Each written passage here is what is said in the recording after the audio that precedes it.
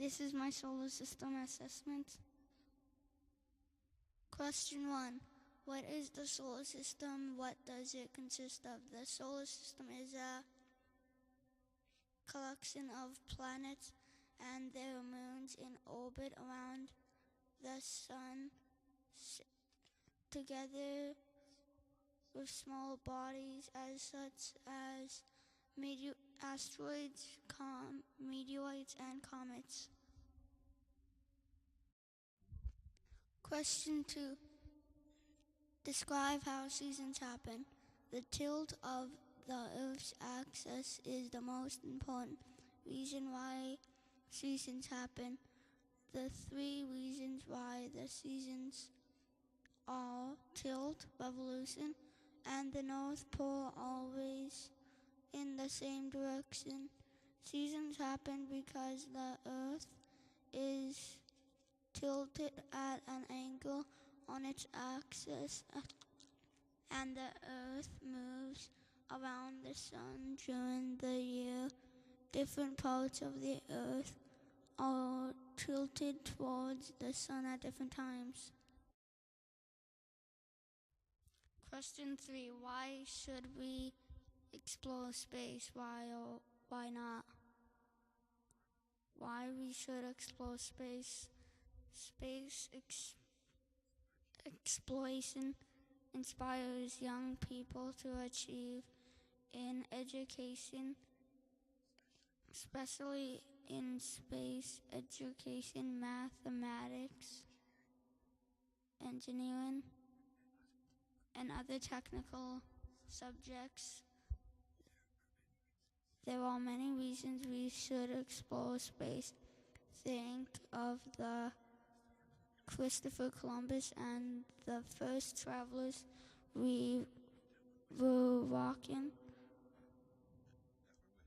willing to explore and find new worlds. Why we shouldn't explore space? Why haven't we have problems on Earth that need to be taken care of? Why do we need to know how ants react in zero gravity? And it costs a lot of money. Question 4. What are the rings around planets?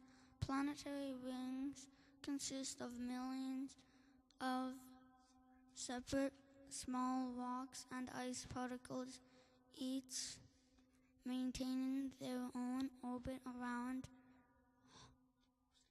the host planet. From a distance, these small orbiting particles all only appear to be a continuous solid ring. Question 5. How do we have night and day?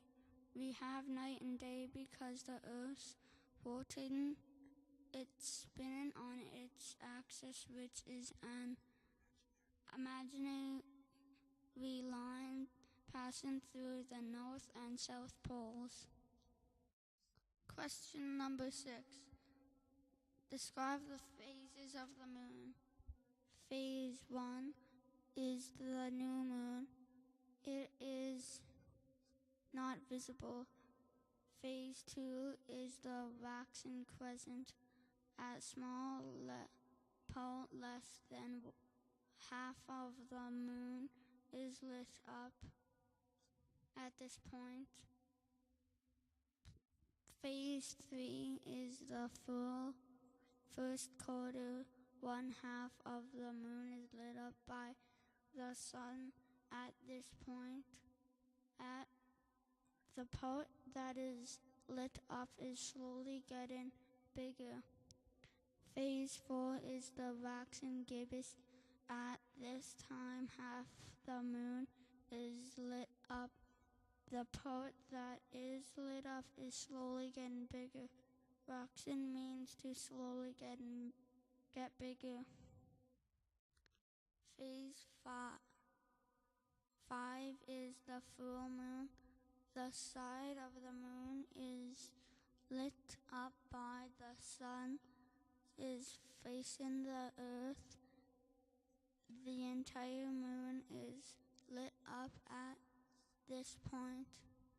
Phase 6 is the waning gibbous. The moon is not quite lit up all the way by sunlight. The part of the moon that is lit is slowly getting smaller. Waning means to get smaller. Phase 7 is the last quarter. Half of the moon is lit up by the sun. The part that we can see lit up is slowly getting smaller. Phase 8 is the waning crescent. A small part of the moon is lit up at this point. It is getting smaller by the minute.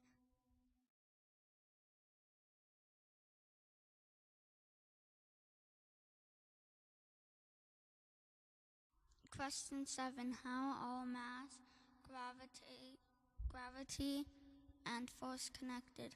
Newton's law of universal gravity states that every point mass in the universe attracts every other point mass with a force that is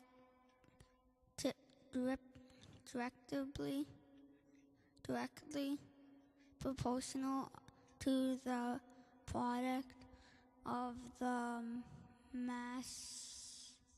masses and inversely proportional to the square of the